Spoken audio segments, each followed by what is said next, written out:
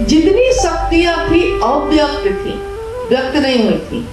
जैसे ही सृष्टि बनी शक्तियां व्यक्त हुई, इसलिए शक्तियां सृष्टि का संचालन करती हैं। हालांकि उनको बाद में देवी के रूप में पूजा गया, मूर्तियां बनी, तस्वीरें बनी, देवी का रूप बना, लेकिन प्रारंभिक समय में देवी का कोई रूप नहीं था, शिव की शक्तियों का कोई रूप नहीं था। इसलिए हमारे गांव में कुल देवता या कुल देवी आप देखिएगा कि पिंडी के रूप में होते हैं, मिट्टी के रूप में। पांचों ज्ञानेंद्रिय काम कर रही है मिट्टी के रूप में। और आज भी हमारे कुल देवता, कुल के लोग, यानी हमारे पूर्वज के पूर्वज के पूर्वज जिसकी पूजा करते रहे, वो पिंडी के रूप में है। बाद में जब कुछ लोगों ने अपने ध्यान, अपनी कल्पना के आधार पर तस्वीरें बनाई, तो तस्वीरों का प्रचलन बढ़ गया, लेकिन उन देवी देवताओं का पिंडी के रूप में पूजन आज भी होता है। और लोग उतने ही लगाव के साथ करते हैं, जैसे अपने घर के कोई हो वैसे हम साथ ही रहते हैं। उससे पहले तो वो भी नहीं था। नमः शिवाय एक ऐसा मंत्र है, शिव पुराण जो कहता है नमः शिवाय एक ऐसा मंत्र है जिसका जप करने के लिए, जैसे हमारे आपके बीच इस बारे में भी बहुत जिज्ञासा होती है कि जैसे गुरु बहनें कहती हैं या गुरु भाई कहते हैं कि हमारे घर में किसी की मौत हो गई तो छूत का लग जाता है ना, कुछ दिनों का छूत लग जाता है, तो हम नमः शिवाय कर सकते हैं कि नहीं।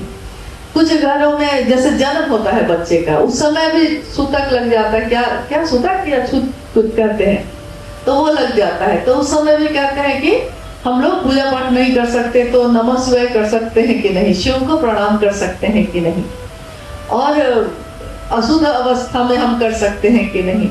बहुत तरह की चीजें गुरु भाई गुरुवानों के मन में होती है। जब भी हम लोगों ने साहब से ये पूछा है तो उन्होंने हमेशा कहा कि किसी भी परिस्थिति में आप नमः शिवाय मंत्र का प्रयोग कर सकते हैं। और अगर शास्त्र के अनुसार भी आप जानना चाहते हैं तो उसमें ये है कि जब शिव पुराण ये लिखता है कि अगर ये सारा पूरा संसार धर्म से विमुख हो जाएगा, ऐसी स्थिति जब आएगी तब भी, और गुरु शिष्य परंपरा भी जाती रहेगी तब भी, नैतिकता का पतन हो जाएगा, पाप और अनाचार का बोलबाला हो जाएगा। जब दुनिया ऐसी होगी तो दुनिया के लोगों के सामने एक ही मंत्र, एक ही विकल्प बचेगा। वाक्य है विकल्प बचेगा, नमः शिवाय। ये कौन कह रहा है? शिव पुराण।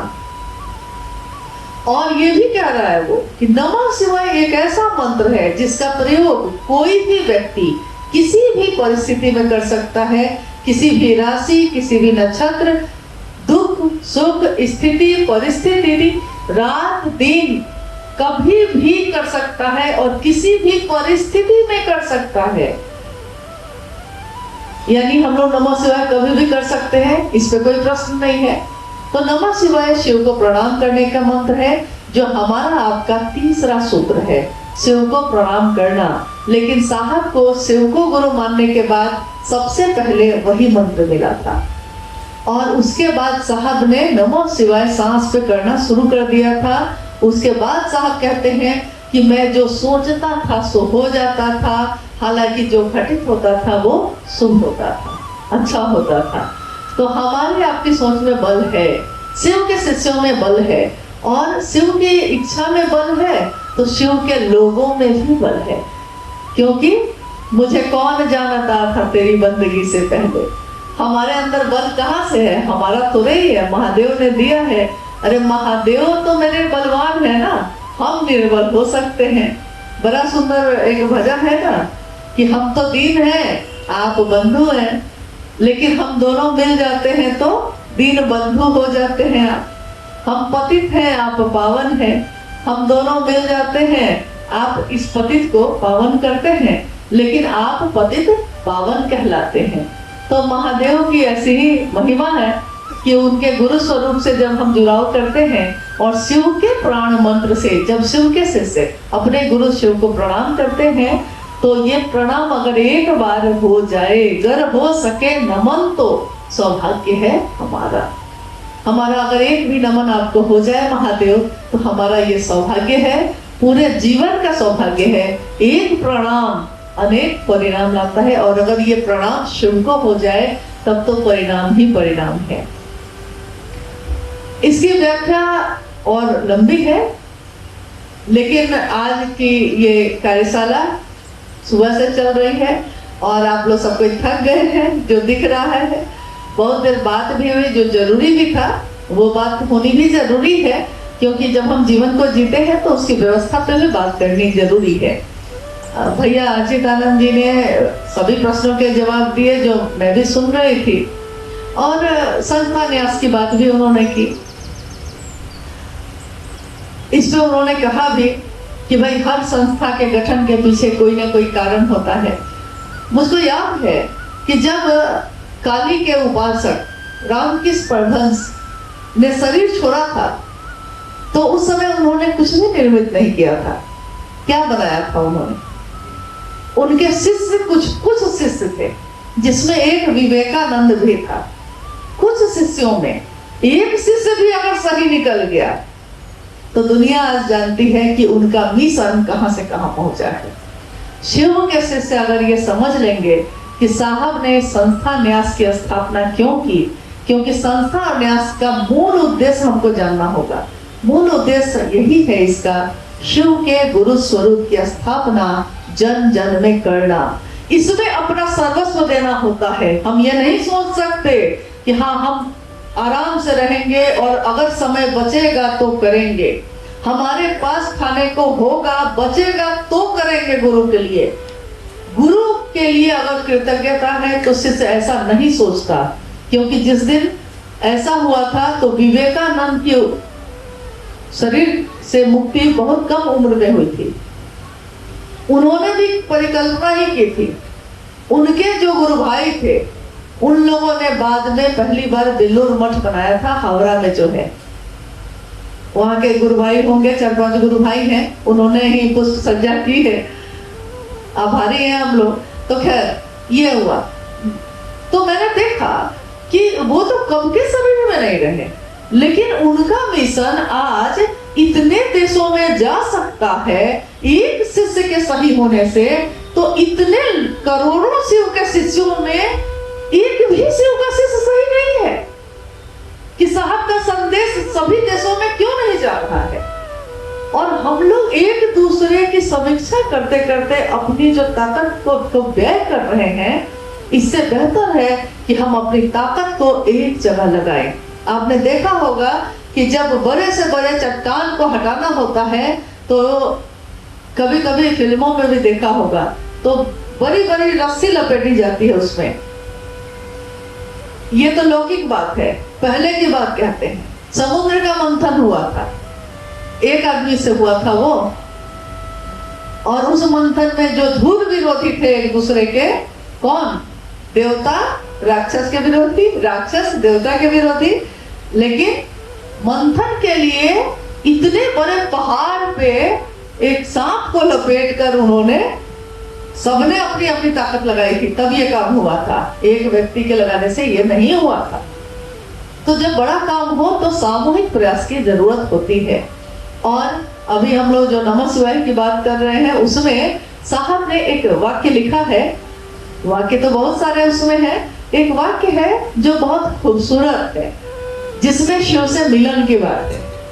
मन जब सांसों के साथ नहीं चलकर मंत्र के चैतन्य में ठहर जाता है तो मंत्र के देवता से हमारा सानिध्य होने लगता है। ये वाक्य आपने पढ़ा होगा, इसकी व्याख्या सुनी होगी साहब से, शायद सुनी हो तो बताइए, सुनी है तो याद होगा। सुनना आसान है, उसको ग्रहण करना थोड़ा कठिन हो जाता है, उसी में हम लोग इधर उधर हो जाते हैं।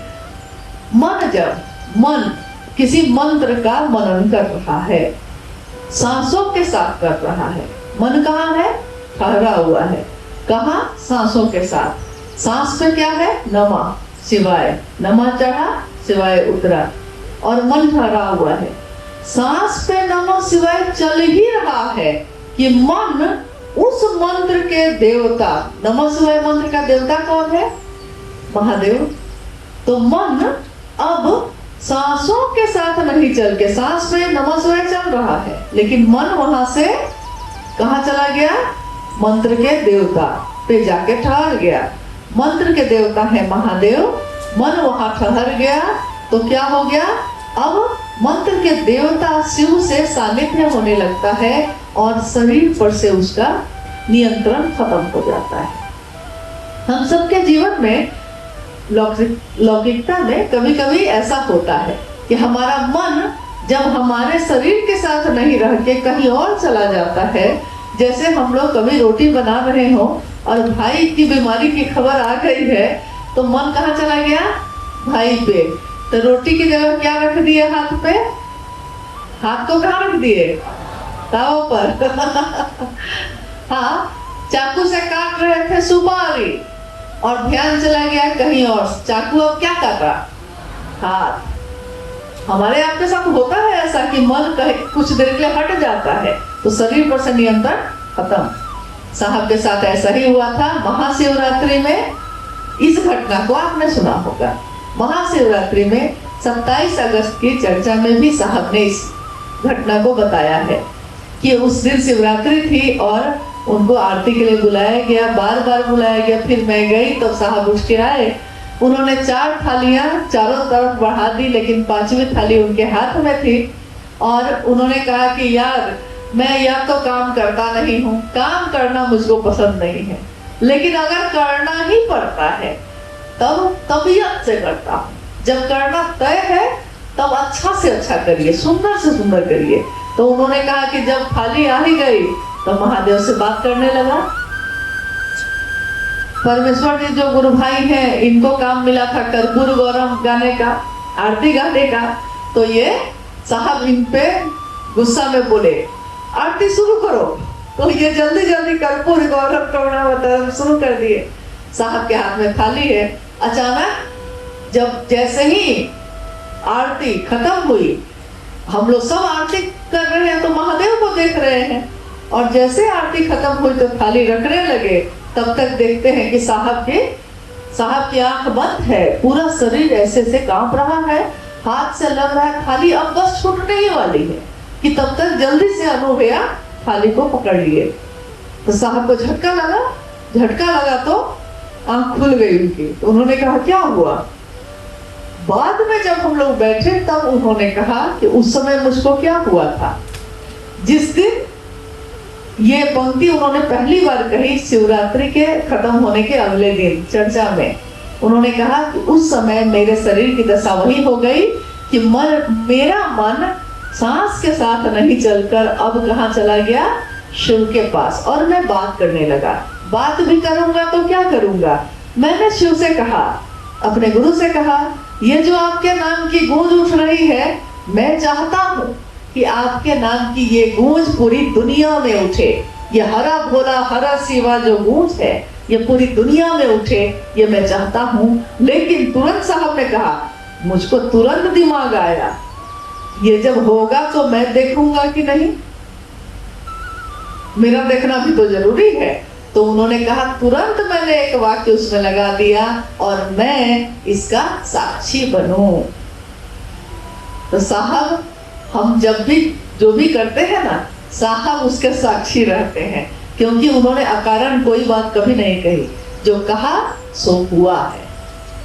तो इस तरह के बहुत सारी पंक्तियां नमः शिवाय के आलेख में है, जिसको अगर पूरे एक एक पंक्ति की व्याख्या की जाए तो पूरा दिन निकल जाएगा, खत्म नहीं होगा। इसलिए है जरूरी कि कुछ बात कम रही जाए ताकि अगली बार भी फिर से मुलाकात करने का मौका मिले और उसमें हम और आगे की बात कर सके। कल हम लोग और विषयों पे कुछ विषयों पे बात करेंगे और इस विषय पे भी कि साहब शिव के से साहब हरिनारायण जी की उपस्थिति इस विश्व में जो हुई है, क्यों हुई, कैसे हुई और इसके पीछे महादेव का क्या उद्देश्य है। क्योंकि हम अपने उद्देश्य की बात करते हैं, साहब के उद्देश्य की बात करते हैं, लेकिन महादेव ने जिसको चुना है, हमको आपको नहीं चुना, हमको आपको साहब ने चुना। लेकिन शिव ने जिसको चुना है अकारण तो नहीं चुना है। क्यों चुना आखिर, इसके पीछे क्या घटित होना बाकी है और क्या होगा, इसके बारे में भी हम लोग कल बात करेंगे। कुछ गुरु भाई गुरु बहन, कुछ जिले के गुरु भाई गुरु बहन जो 5-5 मिनट बोल सके और कुछ जिले के नहीं बोल सके, उनसे हम लोग कोशिश करेंगे कि कल वो लोग अपनी बात रखें। और कल माइक भी दी जाएगी ताकि आप अगर कुछ भी बोलना चाहें तो जरूर बोलिए, क्योंकि हमारी बातचीत ही हमारा परिमार्जन करती है। हम आपसे कुछ सीखते हैं, आप हमसे कुछ सीखते हैं। चर्चा परिचर्चा में परिणत होती है, तभी इसका परिणाम भी होता है। चलिए हम सभी अपने गुरु महादेव को, अपने साहब दीदी को प्रणाम करते हुए आज के लिए शुभ रात्रि कहते हैं। आप भोजन करिए और आराम करिए, कल फिर मुलाकात होगी। आप सभी के चरणों में प्रणाम।